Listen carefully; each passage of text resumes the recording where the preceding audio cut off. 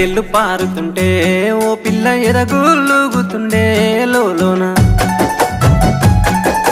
నదులన్నీ కలిసినట్టు పిల్లగా నవ్వెంత బాగున్నది నీలోన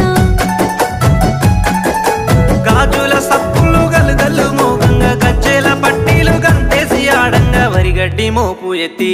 ఓ పిల్ల వయ్యారి నడుము పవే ఈ వేళ